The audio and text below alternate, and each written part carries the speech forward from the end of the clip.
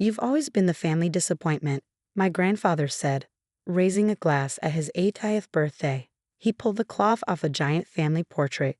Everyone was there, except me. The room froze.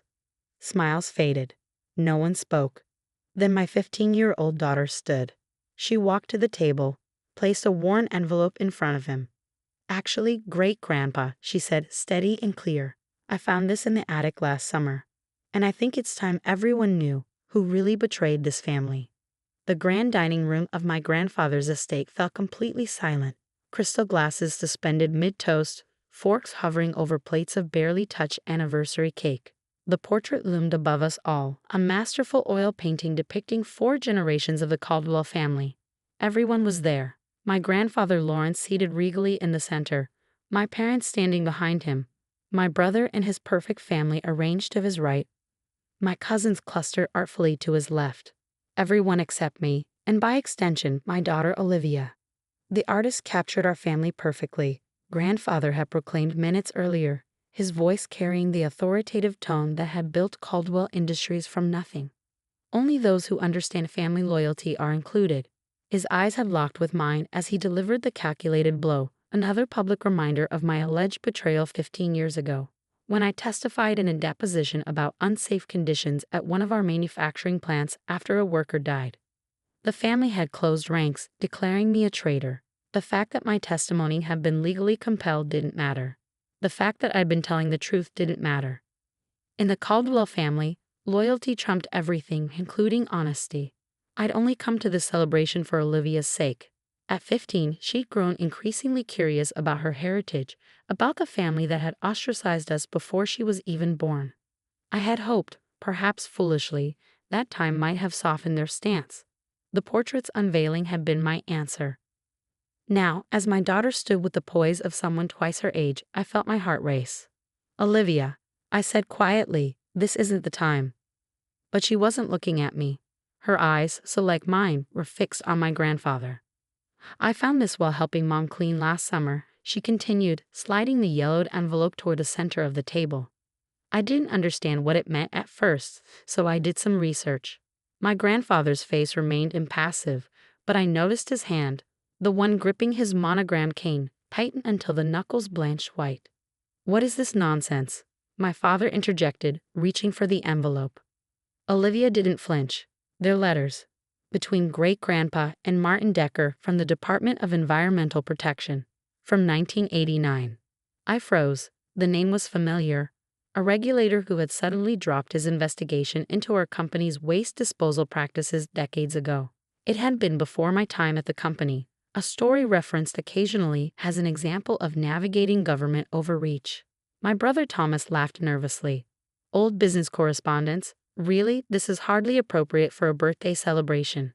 "It's not business correspondence," Olivia said, her voice steady but gentle. "It's evidence that great-grandpa knew about the chemical dumping in Riverdale for years before anyone got sick, and that he paid Mr. Decker to bury the reports." The room seemed to inhale collectively. Riverdale was a working-class neighborhood downstream from our oldest manufacturing plant. In the early 1990s, it had experienced alarming cancer clusters. No definitive cause had ever been proven, though many suspected industrial contamination.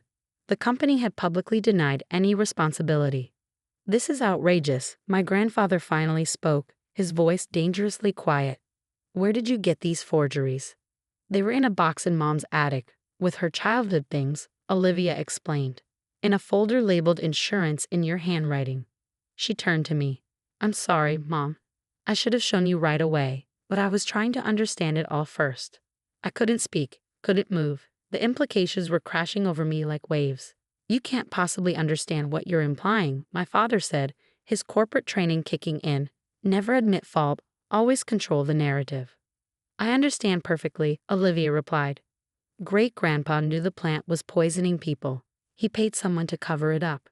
And 15 years ago, when Mom testified about unsafe conditions at another plant, she wasn't betraying the family. She was the only one being true to it." My cousin Rachel, always the peacemaker, attempted to salvage the situation. "Perhaps we should discuss this privately after the celebration." "No," I found my voice at last. "No more private discussions. No more secrets. I looked around the table at the family that had exiled me. For 15 years, I've lived with being called a traitor. I've watched my daughter grow up without knowing her family because I chose to tell the truth when a man died unnecessarily at our Westbrook plant. I stood my chair scraping against the polished hardwood floor. I was subpoenaed.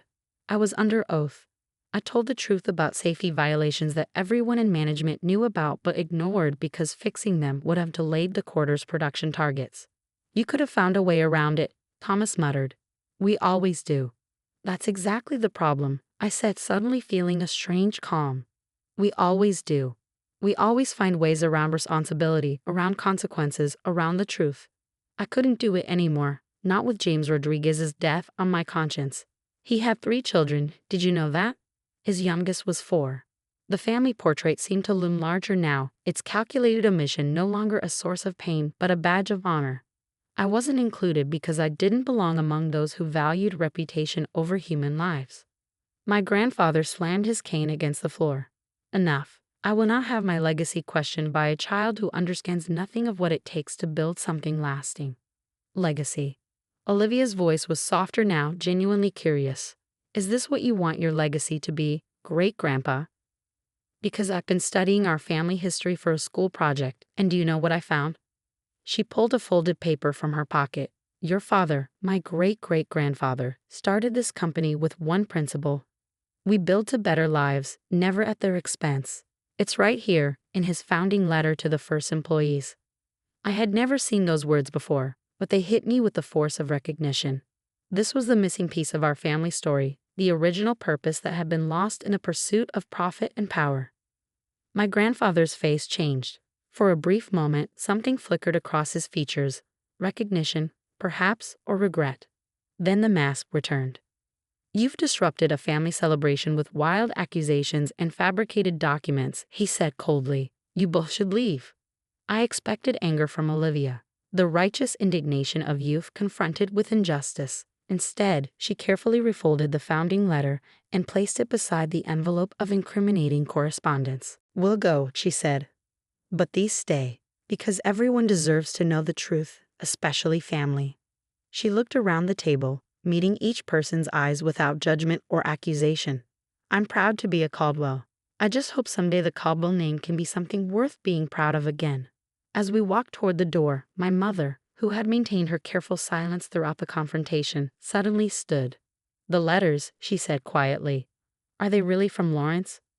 I turned, surprised to hear her speak. I haven't seen them yet, but knowing Olivia, she's verified the handwriting, the paper, probably even the ink. Olivia nodded.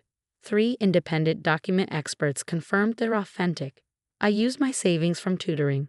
A murmur ran through the room. My methodical, thorough daughter had approached this like the scientist she aspired to become, gathering evidence, confirming its validity, presenting it objectively. My mother nodded once decisively, then did something I had never seen in my life. She removed herself from my father's side and walked to join us. Mom, I whispered, shocked. I've kept silent too long, she said, her voice stronger than I'd heard it in years. Watched this family choose the wrong path too many times. I can't do it anymore. The room erupted then, voices raised in protest, accusations flying, the carefully maintained facade of family harmony shattered completely. Through it all, my grandfather sat stone-faced, staring at the envelope that contained proof of his most carefully guarded secret. As we 3 walked out together, grandmother, mother, daughter, I felt a strange sense of completion, as if a circle had been closed. I'm sorry, I said to Olivia once we were outside. I shouldn't have brought you here, shouldn't have exposed you to all this. She looked at me, wisdom beyond her years in her expression. I needed to see it, Mom.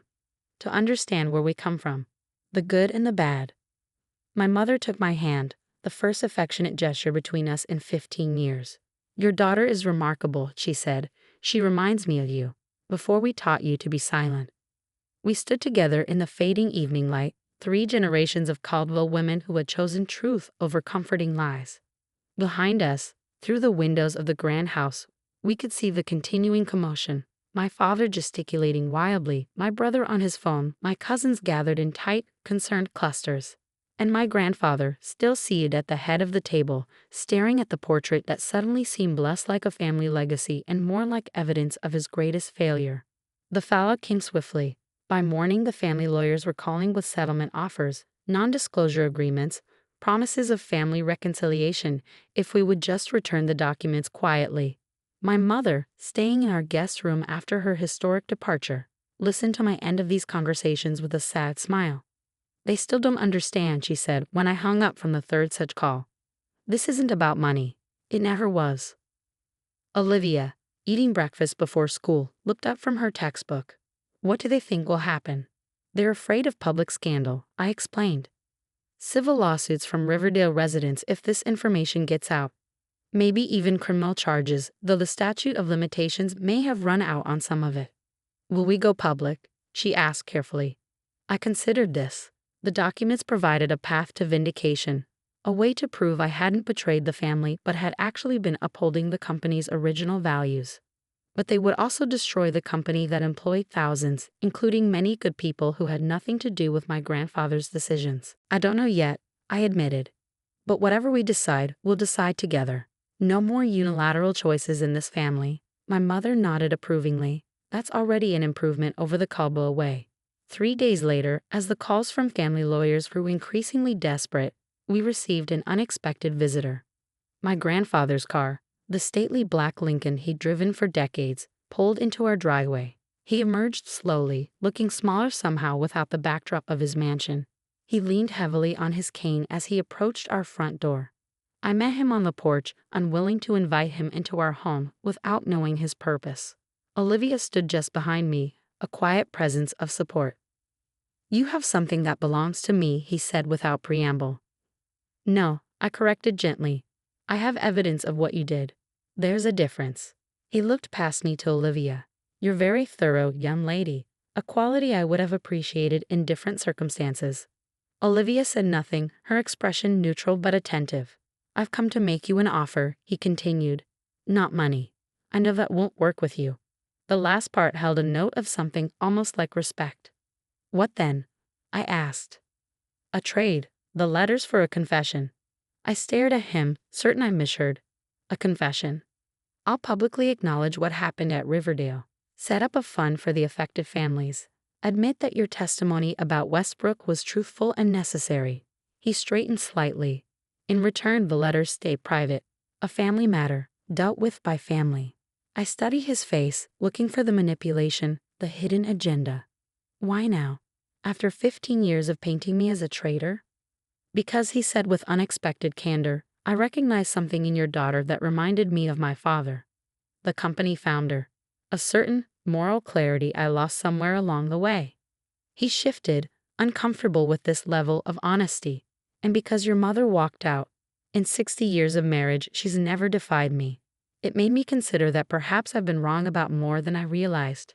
It wasn't an apology, not really, but from a man like Lawrence Caldwell, it was an extraordinary concession. "I need to think about it," I said, "and discuss it with my family." He nodded once, the gesture both acknowledgement and dismissal. Ever the patriarch, even in retreat. As he turned to leave, Olivia spoke for the first time.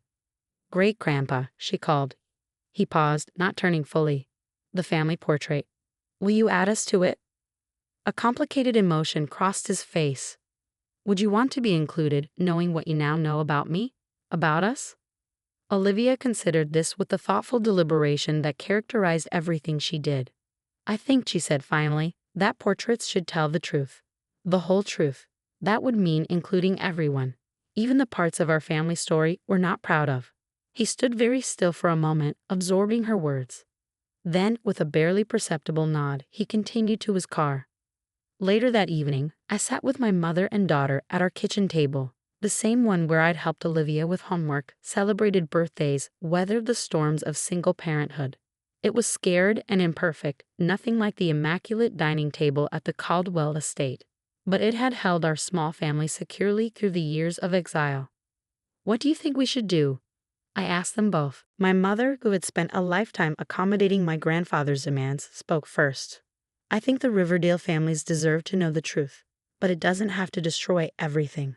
Lawrence's offer is unexpected. and meaningful. Olivia nodded. I didn't do this for revenge. I just couldn't stand seeing you treated like you'd done something wrong when you were the only one brave enough to do what was right. I reached across the table, taking each of their hands in mine. Then we accept his offer, with conditions. The fund for Riverdale families must be substantial. His acknowledgement of the truth must be public and complete. And the company adopts new, transparent ethics practices, starting with the founding principle your great-great-grandfather established. Olivia smiled. We build to better lives, never at their expense. 2 weeks later, I stood in the corporate headquarters of Caldwell Industries for the first time in 15 years. My grandfather had called a press conference ostensibly to announce his retirement and a new corporate initiative. The reality, as arranged in our careful negotiations, would be much more. He spoke for nearly 30 minutes, acknowledging the Riverdale contamination, the subsequent cover-up, the systemic practices that had prioritized profit over safety. He announced the creation of a $50 million fund for affected families. And then, in the most difficult moment for a man who had never publicly admitted error, he turned to address me directly. 15 years ago, my granddaughter tried to change our course. She chose truth over family loyalty, as I defined it then. For that, she was ostracized, her character maligned, her place in our family denied. He paused, visibly struggling. I was wrong. She was right.